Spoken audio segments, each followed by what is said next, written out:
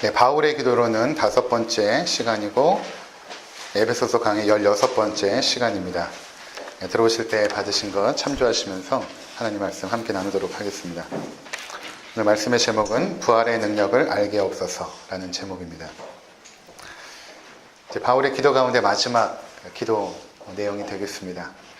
지난 시간에 바울이 기도했던 것은 성도 안에 있는 그 기업의 그 영광의 풍성함이 무엇인지 하나님 알게 하옵소서. 그렇게 기도하지 않았습니까? 하나님의 기업은 바로 우리들이죠.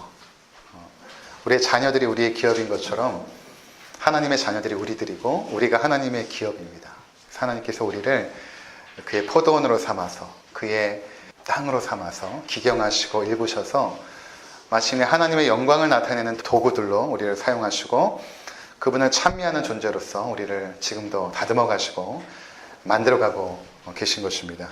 그리고 이제 마지막에 기도하는 것은 하나님의 그 능력, 그 능력의 지극히 크심이 어떠한지를 저들이 알게 하옵소서.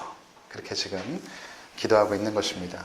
이 부분에 대해서 우리가 한번 살펴보고자 하는 것입니다. 먼저 19절을 다시 한번 읽어보면 우리 함께 19절 함께 읽도록 하겠습니다. 그의 힘의 위력으로 역사하심을 따라 믿는 우리에게 베푸신 능력의 지극히 크심이 어떠한 것을 너희로 알게 하시기를 구하노라.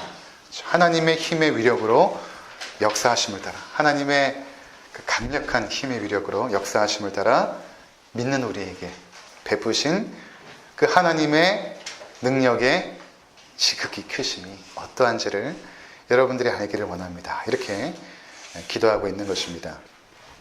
그다음 그 능력이 무엇인가? 하나님의 여러 가지 능력이 있겠지만 오늘 특별히 바울이 소개하고 싶은 또 성도들이 이것을 깨달았으면 좋겠다 하고 소개하고 있는 그 능력은 무엇인가 하면 바로 그 다음 구절입니다. 20절을 보면 그의 능력이 그리스도 안에서 역사하사 죽은 자들 가운데서 다시 살리시고 하늘에서 자기의 오른편에 앉히사. 자, 어떤 능력이냐면 그 능력이 그리스도 안에서 역사하사 죽은 자들 가운데서 다시 살리시고 죽은 자들을 부활하게 하시는 그 능력, 죽은 자들을 부활하게 하시는 그 능력, 예수 그리스도를 부활하게 하셨던 그 하나님의 능력, 그것이 또한 성도들에게도 나타날 터인데 그 부활의 능력, 그리고 하늘에서 자기 오른편에 앉히사 예수 그리스도를 부활시켰을 뿐만 아니라 그 능력은 하나님의 그 보좌 우편으로 인도하여 주사, 보좌 우편이라는 것은 통치권을 의미하거든요. 온 우주 만물을 통치하는 그 권세한 능력을 예수 그리스도에게 부여하였다라는 것입니다. 그 능력을 여러분들이 알기를 원합니다. 그렇게 말합니다. 그리고 21절과 22절은 그 예수 그리스도께서 받으신 하늘 보좌 우편에서 받으신 능력의 결과가 무엇인가 언급하는데 21절과 22절 함께 읽겠습니다. 모든 통치와 권세와 능력과 주권과 이 세상뿐 아니라 오는 세상에 일컫는 모든 이름 위에 뛰어나게 하시고 또 만물을 그의 발 아래 복종하게 하시고 그를 만물 위의 교회의 머리로 삼으셨느니라. 그 하나님 우편에 앉혀 주셔서 이제는 하나님의 모든 권능과 능력으로 온 우주 만물을 통치하고 계신다. 온 우주 만물이 그리스도의 발 앞에 복종하고 그분을 찬미하는 그러한 놀라운 역사들이 지금도 일어나고 있다라고 말씀하고 있는 것입니다. 첫 번째로 살펴보게 될 내용은 무엇인가 하면 능력을 아는 것, 하나님의 능력을 아는 것에 대한 중요성입니다. 이것이 왜 중요한가? 그 바울의 첫 번째 기도에서는 이렇게 기도했죠. 우리에게 지혜와 계시형을 허락해 주셔서 하나님을 알게 하옵시고 이렇게 기도하지 않았습니까? 하나님을 알게 하옵소서. 하나님이 누구신지 또 그분의 뜻이 무엇인지 그분의 섭리가 무엇인지를 알게 하옵소서 이렇게 기도했죠. 근데 이 마지막 기도는 무엇인가 하면 첫 번째는 하나님 자신과 하나님의 뜻이라면 마지막 기도는 그 하나님의 능력을 알게 하옵소서 라는 기도인 것입니다. 하나님의 능력을 알게 하옵소서. 만일 대기업 회장의 아들이 아버지의 재력을 알지 못하면 그는 궁색하게 살 것입니다. 왕의 아들이 아버지의 권세를 알지 못하면 굉장히 위축되고 소극적인 인생을 살겠죠. 마찬가지로 온 우주 만물의 창조자이시고 통치자이신 하나님의 능력을 우리가 알지 못하면 그분의 능력 가운데 살 수가 없는 것입니다. 그냥 머리로만 아는 것으로는 안 되죠. 그 능력을 힘입어서 이 땅에서부터 능력 있는 삶을 살아야 되는데 그것을 알지 못하면 그렇게 살지 못한다는 것입니다. 이미 저번에 말씀드린 것처럼 성경에서 안다라는 것은 믿는다는 것이고 믿는다라는 것은 그렇게 산다는 것이죠. 그러니까 이 능력을 안다라는 것은 이 능력을 우리가 믿고 그 능력을 힘입어서 살아가는 것을 의미하거든요. 만약 오늘 본문이 말한 그 사도 바울이 말한 이 주님의 부활의 능력, 이것을 우리가 정말로 마음에 믿고 살아간다면 사실 우리의 삶은 굉장히 달라질 것입니다. 오늘 그 부분을 함께 나누고자 하는 것입니다. 보다 풍성한 삶을 우리가 살게 될 것이고 좀 더 자신 있고 또 인생을 여유 있게 어떠한 고난 앞에서도 흔들리지 않고 굉장히 여유롭게 하나님의 은혜 속에서 평안하게 살아가게 되는 그런 은혜가 있을 것입니다. 그렇다면 본문에서 말하는 하나님의 능력이 무엇인가? 그것은 이미 우리가 나눈 것처럼 예수 그리스도를 부활시키시고 승천케 하시는 그 하나님의 능력, 그것을 말하고 있는 것입니다. 바울은 특별히 성경에 나타나 있는 하나님의 많은 능력이 있겠지만 그 부활과 승천에 나타난 하나님의 능력에 주목하고 집중을 합니다. 왜 그럴까? 하나님의 창조의 능력도 굉장히 대단하지 않습니까? 말씀으로 창조하신 능력 뿐만 아니라 그분의 섭리, 그 모든 것들을 다스리고 운행하시는 그분의 섭리, 그 능력도 대단하죠. 근데 그것을 소개하지 않고 부활과 승천시킨 그분의 능력을 소개합니다. 왜 그럴까? 하나님의 창조와 섭리는 그분에게 국한된 능력이죠. 우리에게 주어지진 않습니다. 우리에게 하나님처럼 창조의 능력이 있는 것이 아니고 또 섭리할 수 있는 능력이 없죠. 근데 예수 그리스도를 부활시키고 승천시킨 그 능력은 우리와 직접적으로 연관이 있습니다. 왜냐하면 그 하나님의 능력이 우리를 부활시킬 것이고 또 우리를 승천시킬 것이기 때문에 그런 것입니다. 그래서 이 능력을 우리 가운데 소개하고 있는 것이죠. 이것이 여러분이 알 때에 그것이 여러분의 것이 되어서 그 능력 있는 삶을 살 수 있기 때문에 내가 그것을 위하여 기도합니다 라고 바울이 말하고 있는 것입니다. 그렇다면 여러분은 그 하나님의 이 부활의 능력, 그래서 얼마만큼 알고 있습니까? 부활의 능력. 이것이 얼마만큼 우리에게 큰 축복과 은혜가 되는지를 우리가 지금 체험하고 또 그 능력 가운데 살아가고 있습니까? 이 부분을 우리가 잘 인식하지 못하는 이유가 있습니다. 왜 우리는 그 부활절이 되어야 이런 어떤 부활에 대한 내용들을 함께 나누고 또 그 은혜를 살피는데 왜 우리의 평상시의 삶 가운데 그 부활의 능력 때문에 감격하고 기뻐하고 감사하는 일들이 왜 별로 없는가? 그것은 그 죽음의 비참함을 우리가 잘 알지 못하기 때문에 그런 것입니다. 사도 바울이 로마서에 죄가 더한 곳에 은혜가 더한다라는 말씀은 그 죄의 비참함이 얼마만큼 참혹한지를 알면 하나님의 그 은혜가 얼마만큼 큰지를 안다라는 내용이거든요. 그 죄의 결과가 사망, 죽음입니다. 죄로 말미암아 우리는 하나님으로부터 분리되어 영과 육신이 죽게 되는 그 참혹함에 걸려있게 되었죠. 근데 이러한 죄의 결과인 죽음의 참혹함을 우리가 깊이 깨달으면 그 죽음으로부터 우리를 부활시키신 그 하나님의 능력과 그 권능이 얼마만큼 크고 큰 은혜가 되는지를 우리가 알게 되죠. 어둠이 깊어질수록 그 가운데 비춰진 그 빛의 밝기가 더 밝아지듯이 그것이 얼마만큼 고맙고 감사한지를 깨닫듯이 우리는 그 사망의 그 능력, 그 사망의 비참함, 이것을 우리가 깊이 깨달을수록 사실은 부활의 권능과 능력이 은혜로서 다가오게 되는 것입니다. 제가 요즘은 잘 가지 않지만 전에는 그 대형교회 부목사로 있을 때 병원 신방을 자주 갔거든요. 병원에 뭐 일주일에도 한두 번씩 가게 되고 또 중환자실도 자주 가게 되고 또 한 해는 제가 보니까 38분의 그 장례를 제가 이렇게 인도를 했더라고요. 그러니까 얼마만큼 많이 장례식을 인도를 했는지 그러면서 깨닫는 것이 무엇인가 하면 여러분 지금이라도 병원에 가보시면 압니다. 그냥 병실이 아니라 중환자실 같은 곳에 가보시면 그 사망의 그 증상들, 질병, 그리고 그 죽음의 고통이 어떠한지를 간접적으로 조금이나마 우리가 느낄 수가 있습니다. 거기에는 부한 자나 가난한 자나 상관없이, 권력이 있거나 권력이 없거나 상관없이, 나이가 많거나 나이가 어리거나 상관없이 그곳에 아주 비참하게 죽음을 맞이하고 있는 사람들의 모습들, 굉장히 그것은 우리의 마음을 슬프게 하고 아프게 하는 것입니다. 지난 2017년에 TV에서 명품 다큐멘터리로 불리는 아주 좋은 영상이 하나 소개가 된 적이 있습니다. 크리스마스쯤에 방영이 됐는데 저는 못 봤어요.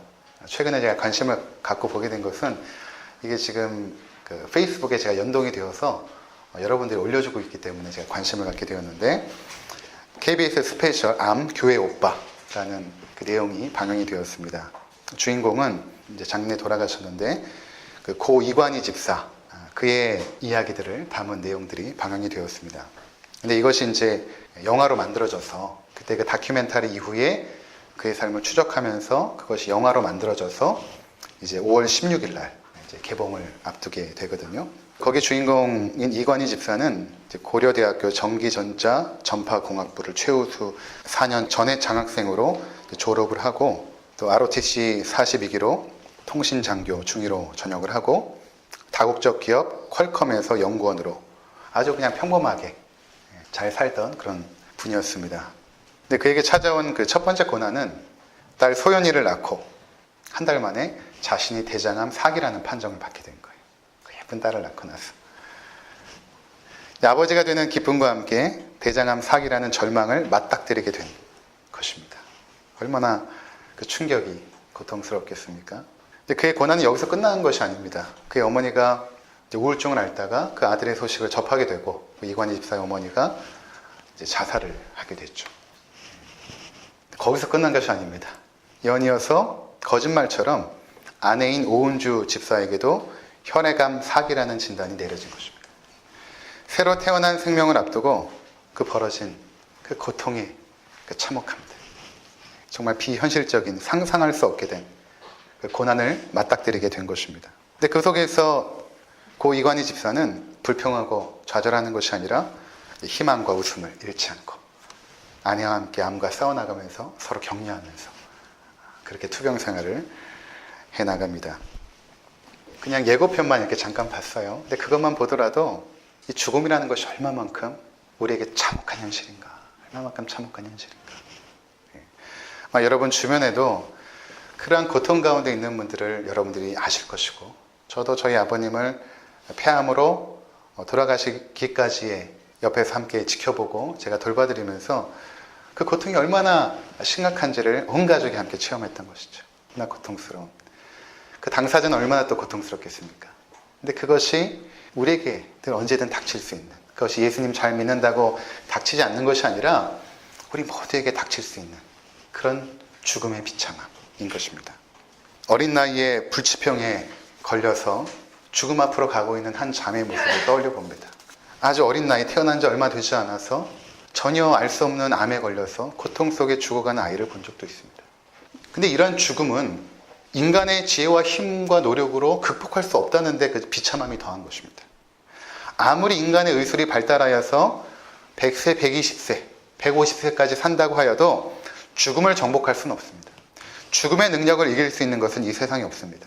그래서 이 세상에서 가장 비참하고 참혹한 현실이 무엇인가 하면 바로 죽음이라는 것입니다. 그래서 바울이 지금 기도하는 것은 이 죽음을 이기는 그 부활의 능력이 얼마만큼 큰지를 여러분들이 알기 원합니다. 그것을 지금 기도하고 있는 것입니다. 그런데 이러한 인간에게 겪여졌던 그 죽음의 그 고통들, 이제 내일 모레면 세월호 오주기 아닙니까? 세월호 그 참사가 난 지 오주기 되는 날이 내일 모레입니다. 참 4월은 잔인한 달이죠. 그 부모들의 인생이 과연 어떨까? 지금도 가끔씩 세월호 바다에 빠져가는 모습 보면 제가 TV를 끌 정도로 보고 싶죠. 그 안에 아이들이 있잖아요. 그 참혹함의 현실들. 근데 그러한 그 참혹함의 죽음보다 더 가장 지독한 죽음을 경험한 분이 있습니다. 그분이 바로 하나님의 아들 예수님이십니다. 인간이 겪는 죽음들은 사고나 질병으로 겪게 됐죠. 뜻하지 않는 것입니다. 근데 예수님의 죽음은 왜 가장 참혹하냐 하면 가장 사랑하는 자기 아버지로부터 죽음을 당했기 때문에 그런 것입니다.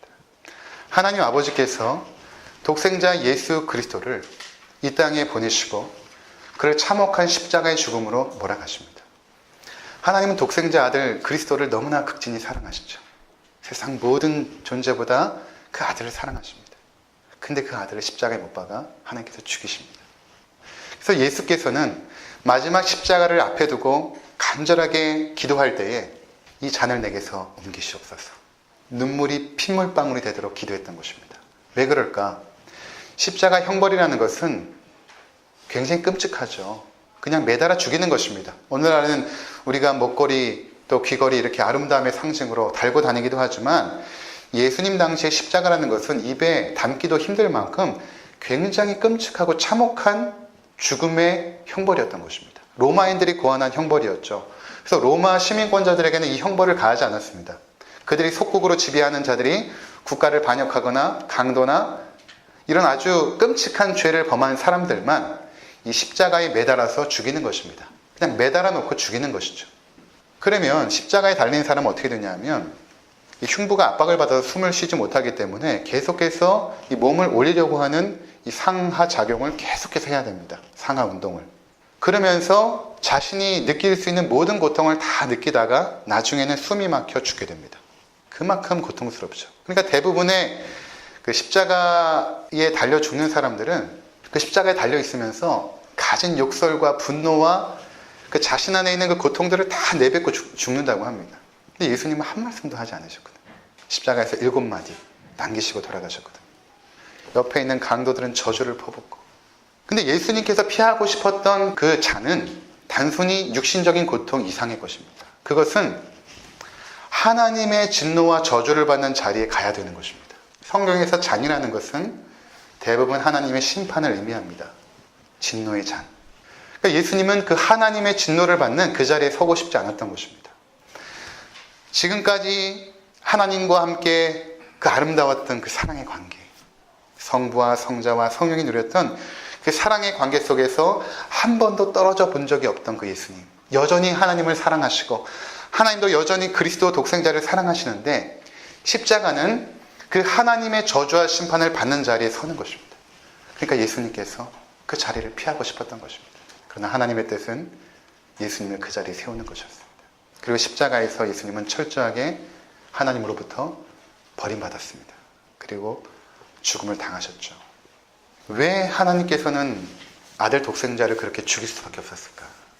우리가 그것을 이해하지 못하니까 이미 오래전에 창세기 22장에서 하나님은 아브라함에게 아주 이상한 명령을 하시죠. 네 아들 독자 이삭을 네가 번제로 드리라. 그것도 모리아산에 가서 번제로 드려라. 모리아산은 아브라함이 살고 있었던 곳에서부터 3일 길입니다. 그 3일 길을 걸어가서 하나님이 지시한 그 모리아산 그 장소에서 아들을 죽여 피를 흘리고 그것을 태워서 드리는 번제를 드리도록 하나님이 명령하신 것입니다. 왜 이런 이상한 명령을 하셨을까? 단순히 아브라함의 믿음을 시험하실 것일까? 그것이 아닙니다. 이 시험에는 하나님의 특별한 목적이 있었습니다. 그것은 무엇인가 하면 이제 앞으로 오랜 기간 후에 수천 년 이후에 있을 아들을 죽이는 하나님 아버지의 그 고통이 무엇인지를 너희가 한번 생각해 보기를 원한다라는 하나님의 교훈적인 메시지였던 것입니다. 결국 예수님은 아브라함이 이삭을 번제로 드리고 죽이려고 했던 그 장소에서, 그것이 모리아산 갈보리 언덕 아닙니까? 똑같은 그곳에서 예수님께서는 죽임을 당합니다. 여러분, 아브라함의 마음이 어땠을까? 아들을 죽이러 가는 그 발걸음이 어땠을까? 그 사랑하는 독자 이삭. 그래서 하나님께서 이렇게 명령하시죠. 그냥 이삭을 번제로 드리라 이렇게 말씀하지 아니하시고 내 사랑하는 아들 독자 이삭을 번제로 드리라 이렇게 말씀하십니다. 이것은 바로 요한복음 3장 16절에 하나님이 세상을 이처럼 사랑하사 독생자를 우리에게 주셨어. 그 독생자를 의미하는 바로 그러한 명령이었던 것이죠. 왜 예수님께서 그 참혹한 십자가를 지셨을까? 아무런 죄가 없으신 그분이. 그것은 바로 우리의 죄를 감당하사 우리를 구원하시기 위한 하나님의 방법이었던 것입니다. 죄는 반드시 심판받아야 되기에, 인간이 지은 범죄는 인간이 심판받아야 되기에 하나님께서 인간이 되셔서 이 땅에 오시고 죄인의 자리에서 그 죄와 심판을 다 받아내신 것입니다. 하나님은 공의로우셔서 죄를 심판하셔야 하셨기에, 그래야만 그의 죄인들을 구원할 수 있기에 예수님께서는 그 죄를 다 짊어지시고 십자가를 지시고 죽으신 것입니다. 그러니까 이 인류 역사상 가장 참혹한 죽음이 무엇인가? 가장 참혹한 죽음이 무엇인가? 그것은 사랑하는 아버지 손에 의해 죽은 예수 그리스도의 죽음. 그리고 사랑하는 독생자 아들을 죽인 그 아버지의 그 죽음. 그래서 네덜란드의 천재적인 화가 렘브란트는 이 그림을 이렇게 그렸더라고요. 보니까 그 아브라함이 오른손에 칼을 쥐고 있고 번제단 위에 이삭이 올려져 있고 그 왼손으로는 이삭의 눈을 가렸더라고요. 이삭의 눈을 가렸습니다. 차마 볼 수 없었던 것입니다. 그 사랑하는 그 아들의 마지막 죽이는 눈망울을 차마 볼 수 없어 그렇게 그렸더라고요. 전설에 의하면 아브라함이 이 사건 이후에 눈을 멀었다라는 이야기도 있습니다. 그만큼 충격적인 사건이었죠. 어떤 목사님은 하나님의 마음 가운데 잊혀지지 않는 그 상처, 그것은 바로 아들 독생자를 죽인 그 상처이다. 이 죄의 이 참혹함, 그리고 그 죄의 결과인 이 죽음의 참혹함을 우리가 깨닫게 되면 그 부활의 능력이 얼마만큼 위대한지를 우리는 알게 되는 것입니다. 그래서 바울은 복음을 증거할 때에, 복음은 복된 소식 아닙니까? 우리에게 주어진 가장 복된 소식, 굿뉴스입니다. 그 복음을 증거할 때에 바로 부활을 말하고 있는 것입니다. 여러분의 가장 기쁜 소식이 무엇인지 아십니까? 그것은 부활입니다. 이렇게 말했던 것입니다. 거기 한번 보도록 하겠습니다. 5번에 예수 그리스도의 부활, 고린도전서 15장 1절에서 4절까지 함께 읽겠습니다. 형제들아, 내가 너희에게 전한 복음을 너희에게 알게 하노니 이는 너희가 받은 것이요 또 그 가운데 선 것이라. 너희가 만일 내가 전한 그 말을 굳게 지키고 헛되이 믿지 아니하였으면 그로 말미암아 구원을 받으리라. 내가 받은 것을 먼저 너희에게 전하였노니 이는 성경대로 그리스도께서 우리 죄를 위하여 죽으시고 장사 지낸 바 되셨다가 성경대로 사흘 만에 다시 살아나사. 죽으시고 장사 지낸 바 되셨다가, 실제로 무덤에 갇히셨다가 사흘 만에 다시 살아나셨다. 이것이 바로 1절에 말한 복음이라는 것입니다. 너희에게 전한 복음, 내가 너희에게 정말로 전하고 싶었던 그 복음, 너희가 이미 알고 받은 그 복음이 무엇인지 아십니까? 여러분, 예수님께서 죽으셨다가 부활하신 것입니다.